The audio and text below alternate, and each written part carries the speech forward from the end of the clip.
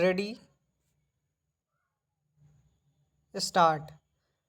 Sir, the House would recall that when I introduced the Constitution 64th Amendment Bill, I had said that government intended to bring forward in the monsoon session major legislation relating to the urban local bodies. We are now fulfilling that commitment. Already, in common parlance, the bill I introduced in the last session is called the Panchayati Raj Bill and this the Nagarpalika Bill. Allow me, sir, to use these familiar names rather than the somewhat difficult official titles. The Nagarpalika Bill supplements the Panchayati Raj Bill. The theme of this bill is the same as that of the other constitutional sanction for maximum democracy and maximum devolution. Even as we see the strengthening of the Panchayati Raj system as the key to eliminating the power brokers from the life of rural India, so do we see this bill as the key instrument for reducing and eventually eliminating the role of the power brokers in urban India. We seek through these bills to vest power in the only place where power rightfully belongs in a democracy, in the hands of the people. In the past few days, we have been sad witness to the gravest assault on democracy since the founding of our republic, the abandonment of the Lok Sabha by a section of the elected representatives of the people. In the last general elections, the people gave the Congress an overwhelming mandate to govern the country for the 5 years. In the same elections, they returned a few opposition members to occupy the opposition benches for the same 5 years. The members of the opposition were elected to fulfill the vital democratic function of contesting the government and its policies right here on the floor of this house, not in the streets or in the columns of newspapers.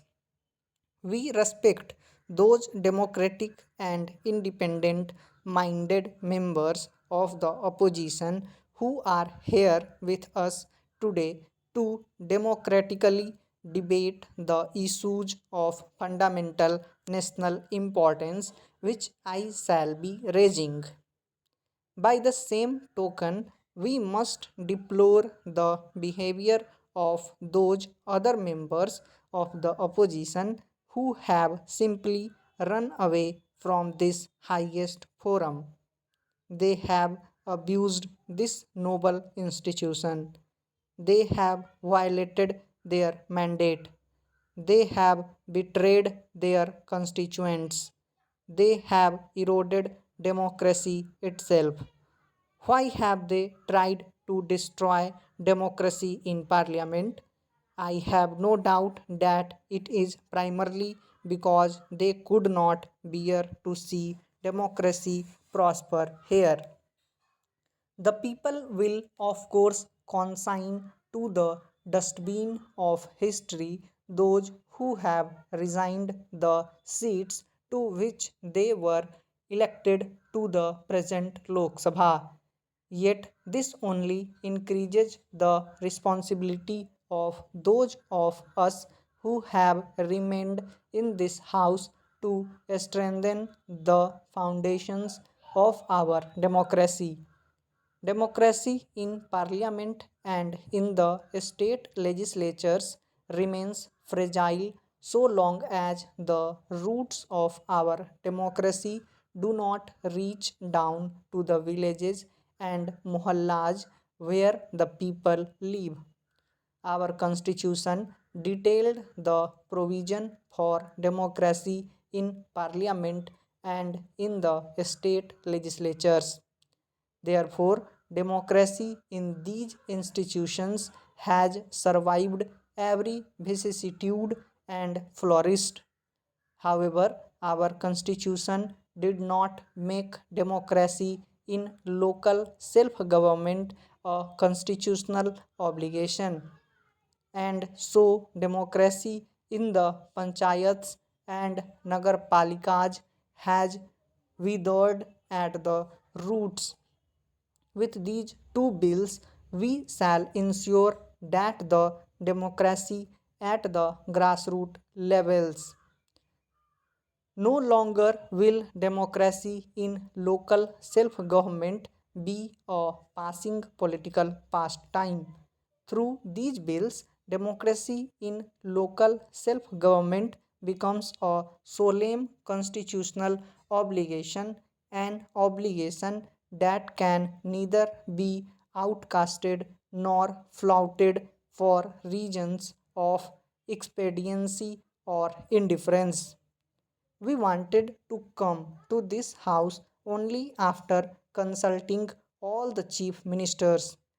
Tragically, but in keeping with their position to avoid democratic discussions, all but two of the non Congress chief ministers stayed away from the discussions.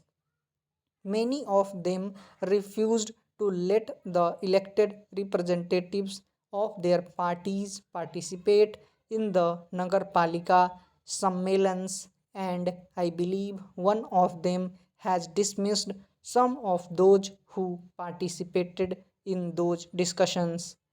They denied permission to their municipal officers to attend the conference of municipal officers called by the Ministry of Urban Development. We have done our best. We have done all we can to involve them in a nationwide debate. They say there must be consensus before the constitution is amended but refuse to come for a discussion.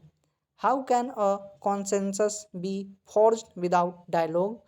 Their non cooperation notwithstanding, we come to Parliament at the end of the widest and most intensive series of consultations undertaken in the history of independent India.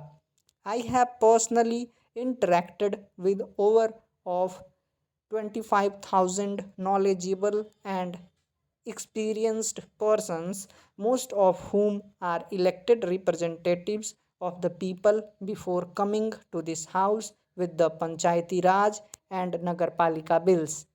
Times out of number, we have stressed that this is not a center state issue.